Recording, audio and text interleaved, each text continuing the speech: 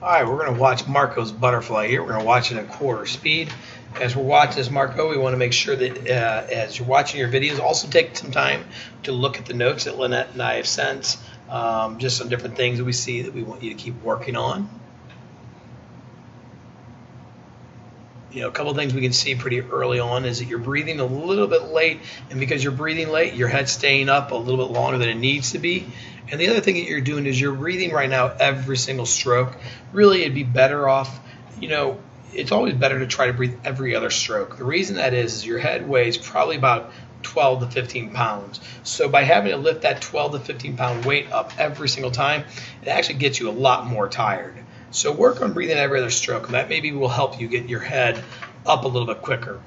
And as we come into your turn here, let's see how we're touching that wall. Again, it's the last breath into the wall. We definitely don't want to breathe that last stroke in. Good job at two-hand touch. Head's kind of looking to the side, so we're not really able to bring that head up back behind that head with the elbow your brother, call your mother, and we definitely need to get that streamlined. So let's go back and let's start this over. We'll have a couple things we'll talk about here, and then again, you know, see what we can do to help get you a little bit better. All right, so let's go first here. Your hands are just about to come out of the water. And then here comes your head. So when your head comes up so late, think about trying to lift 12 or 15 pounds out of the water without having anything to really help pull it out. I like to tell kids when they do pull-ups, the very first thing as they start to do a pull, the very first thing that starts to come up is that head. So it's the same thing in fly. If you start to pull and you start to let that head to breathe, it's a lot easier to breathe early than it is to breathe late. This breathing here makes it a lot more difficult to get a good breath in. And as you can see here, I love how straight that arm here. You kind of got a little bit of a bend in the elbow there, and then a little bit of bend in that wrist there. So get your right hand or your right arm a little bit straighter.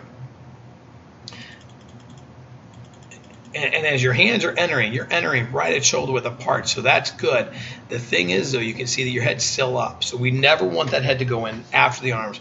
We always want that head to go down and then the arms. You can kind of see your head follows your hands in that water. All right, so it's important to keep thinking and keep working at a good early breath, okay? Like your kick all the way through. You're doing two kicks. One kick, two kick, one kick, two kick. That's really good. But again, here where your hands are exiting, and you can see you start to lift that head up. All right, so it's really all about where you're breathing. You actually want to start your breath. If I can actually get back to where you are. This is where we want to see you starting your breath. Actually right here. So right when those hands start to pull, that's when that head should start coming up. Okay? As you can see, your head's up so late, you drop your hips, and then you can see real quick. So your hands are in the water, and your eyes are actually still looking forward.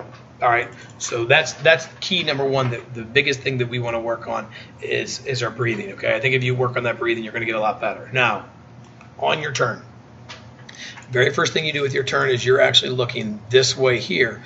Well, I want you looking on this hand that's on that wall. The hand that's going to stay on the wall is the hand you want to keep focused on. You do a good job of bringing the hand off that wall pretty quickly.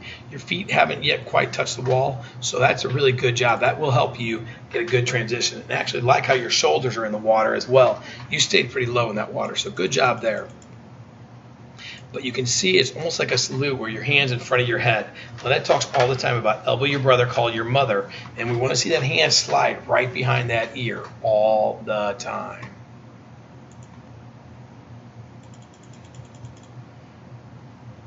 One, two, so you did two dolphin kicks and then a first breath. So here's the minimal we want you to get out is to right here with your underwater dolphin kicks, right? So that's why we want 6 dolphin kicks. So if you can do 6 dolphin kicks, you'll get out there every single time. So you're about 2 body lengths past coming up where we want to see.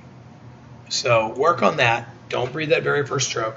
We always say don't breathe on your last stroke into your wall. Don't breathe your first stroke off the wall. You also don't want to breathe that first stroke on that turn. Or first stroke on the start. Kick looks good here, Marco. I mean, really, I think I told you before that you've got a really good, strong kick, but your butterfly kick also is really, really strong. So keep up the hard work.